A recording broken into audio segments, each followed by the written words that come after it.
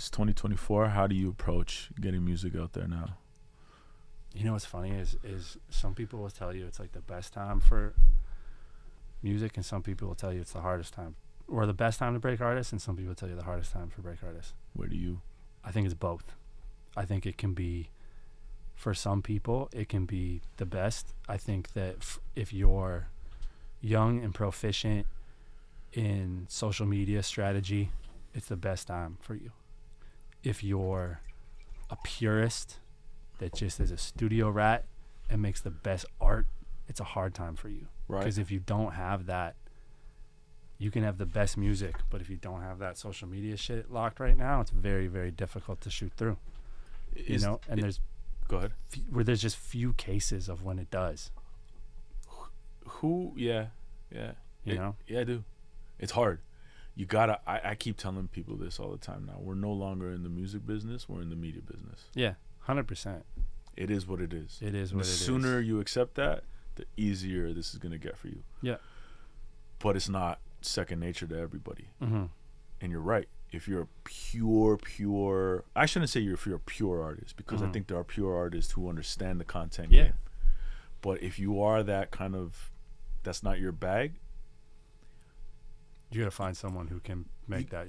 You gotta find a manager, or you gotta find somebody who could do that for you. Yeah, exactly. And figure out that side of the business. I always kind of think that is a full-time thing. Yeah, absolutely. That is a full-time thing. Social media and social media strategy and like the content stuff, that is a full-time, like to focus on that and to do that properly, that takes all day. Yeah, absolutely. Every day. And it can't be the manager doing that. That's definitely another seat at the table that you need to have. More important than ever. Like, who is somebody on the team who understands this world better than anybody? Right? That's got to be extension. Because, yeah, I mean, while we were working with Jessie, it was like a lot of us figuring it with still Jessie. Is. Yeah. Still is. Right. Yeah. I'd say Jessie probably understands that the most, of like what will work for her. For sure. Yeah. And I'm so much trial and error. 100%. And that's the thing, is that a lot of artists don't want to do, is they don't want to do the error part. You're not going to learn any other way. This is what I say to artists every single time when it comes to that. I'm like, listen, if something doesn't hit, if it doesn't like connect, who gives a fuck? It means that nobody's seen it. It means that nobody's seen it. That's all that means. So go give it another shot to go do something else. Just put the ups, go up to bat. Bro, it means that nobody's seen it. So what the fuck matters? Right? Yeah. And then you can archive that if you want. But your only way, and now you know moving forward, okay, this didn't connect. And sometimes what's unfortunate is, I was talking to me and Brock. We were talking about this. It was like, you put something out there that you think is super dope, you think is gonna connect, you think it's great. Flops. Nobody cares. It's really hard, but I think now more than ever, you have to separate yourself from the end result. We say this all the time. Yeah. And we got that from the quote from Clancy. Yeah. Stay out of the results. Do your best and stay out of the results. Do your best and stay out of the results.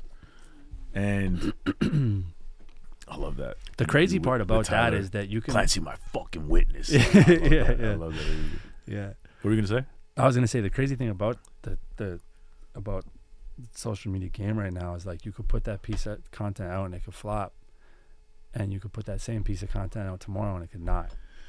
And that's the mind fuck of it. But do you think if you put out the exact same piece of content, or you got to tweak some things? You could tweak some things. Yeah, exactly. You could tweak some things. That's the shit as well too. That's the mind fuck. There's a bunch of artists who will do that as well. Yo, it didn't work today, and in 2 months from now, let's put out that same piece of content, because I think there's something here, but something didn't connect. Yeah. Change up a caption, change up a video copy, change something. Change a thumbnail. Change a thumbnail. Yeah, that's it. Yeah, exactly. A title. Yeah. That'll change, gone. and then it's gone. Yeah. Right? Yeah. But that's the name of the game. Yeah. A lot of times now. And then sometimes things go and they have no conversion to like streaming or whatever. But you just got to look at that as a W and be like, all right, cool. Maybe the song ain't it then. But I know at least I can. I know at least I can get something moving. Yeah. And then it's like, once the perfect storm comes. Right. And you got the song and you got the content and it goes. Yeah. And it goes. Speaking of which, Riding, that record that you got, Yeah. Jessie and Lil Wayne. Yeah. I feel like that's connecting really well. Yeah, it feels good. Like the conversation around it feels good. Yeah. Like it feels like people are, oh shit, she's back. Like that oh shit moment of like, oh, she back. Oh shit, like, oof, that's a big one. Yeah. You know? Yeah. And it's like, you know, it's not, and it kind of never was. It kind of never was, but I think everybody's starting to accept it now that it isn't about the first week. You know, labels were always trying to put up the best first week and da-da-da, but now they're even, their strategy is like, yo, it ain't the first week. Like, get all that editorial wash out of the way, and then let's see how this organically grows. Right. So that's just an interesting thing that's constantly changing, is like, okay, what is the measure of success now? Like, it used to be how much editorial can you get out of the gate? That don't matter anymore. Now it's like, if you have a whole bunch of editorial out of the gate, it's almost like, okay, shit, now you got nowhere to go. Yeah. Because in a week or so, that's all going to change, and then your shit's going to just dive.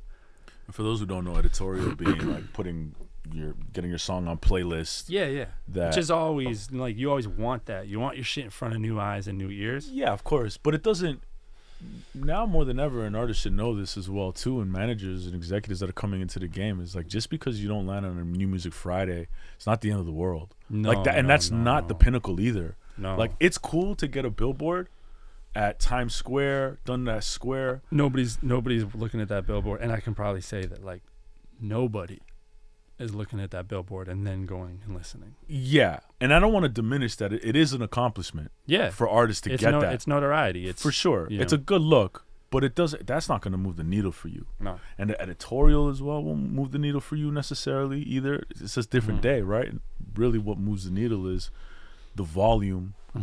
More specifically, the video creates on TikTok, whether you like it or not. Like, that is something that is going to help move the needle on a song. But to your point, don't forget about the touring. Don't forget about the merch. Make sure you're activating on all these things. It all has to go back to that. Like, at the end of the day, if you're having a big record, but it's not converting to you being able to put butts in seats, to me, then it isn't really connecting. It isn't really connecting. You know? Yeah. That's where the true gauge of, like, okay, do people fuck with this? Yeah. And that's why you see certain artists like shout out McGee right now, who's like 1 million monthly listeners, and his 2 Palladiums back to back sold out. It's like the numbers aren't crazy. Yeah. But they're converting at such a high level. Yeah. Every stream is the majority of the streams on his music are really active streams. Leaning forward, which they call lean forward now. But it's like, those are active listeners, not passive listeners. Yeah. Big difference. Because a passive listener is at the editorial level. Yeah. That's or algorithm now, where it's just like showing up in their playlist. Right. You know? Yeah. I consider myself an active listener. When I go on Spotify, I go or Apple Music, I go with intent.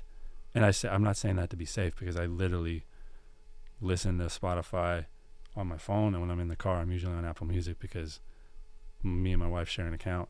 And Apple Music? And we share we share accounts, so if she's listening to something where I'm at, I gotta go to Apple, so I use both.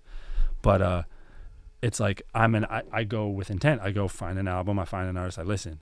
She is like, hey, put on chill morning music. Yeah. And that's how she discovers music. So she's that person who finds music. Yeah. And finds songs. And it's interesting to, like, watch how she listens, because that's how I find, like, what songs are consistent. I'm like, oh, I've heard this song in this playlist, I've heard this, and you're like, you know, interesting. But I'm like, I feel like listening to Travis Scott right now. Right. And then I just go listen. Yeah. I'm not a playlist guy.